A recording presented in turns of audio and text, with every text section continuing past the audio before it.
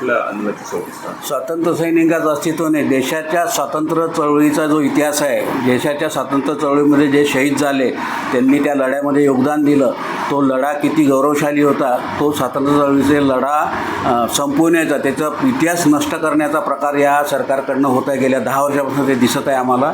आणि स्वातंत्र्य सैनिक तर आता बरेचसे जवळजवळ नसल्यातच जमा हयात नाहीत, परंतु यांच्या वारसांनाही कुठे विचारला जात नाही. परंतु ज्या ज्या ठिकाणी स्वातंत्र्य सैनिकांचं किंवा स्वातंत्र्य लढ्याचं स्मारक आहे, त्या स्मारकाची सुद्धा देखभाल दुरुस्ती होत नाही. देशामध्ये गेल्या 10 वर्षापासून विदेशातनं जे प्रमुख पाहुणे किंवा राष्ट्रप्रमुख आलेत, आतापर्यंत त्यांना राजघाटावर नेलं जायचं सन्मानपूर्वक, की आमच्या देशाच्या स्वातंत्र्य चळवळीचा इतिहास किती उज्ज्वल आहे दाखवण्यासाठी. परंतु तोही प्रकार नष्ट झाला.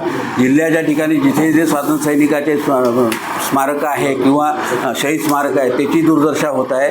काही ठिकाणी शिलालेख लागलेले आहे, काही ठिकाणी लागले आहे. आणि कुठल्याही आपल्या जिल्ह्यात जरी बघितलं तर कुठल्याही तालुक्याच्या लेवललाही स्वातंत्र्य सैनिक 300-350 स्वातंत्र्य सैनिक माझ्या माहितीप्रमाणे जिल्हाभर होते. कुठल्याही गावातल्या कुठल्याही गल्ली बोळाला एकाही स्वातंत्र्य सैनिकाचं नाव दिसत नाही.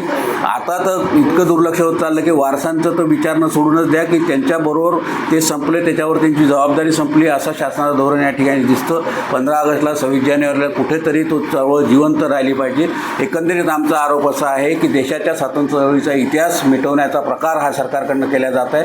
त्याच्या निषेधार्थ आम्ही आमच्या पालकांना जे मिळालं होतं शासनाकडनं सन्मानपत्र स्वातंत्र्य सैनिकाचं, त्या सन्मानपत्राच्या प्रतीची येत्या 15 ऑगस्ट स्वातंत्र्य दिनी आम्ही महात्मा गांधी पुतळ्यापुढे होळी करणार आहोत निषेधार्थ.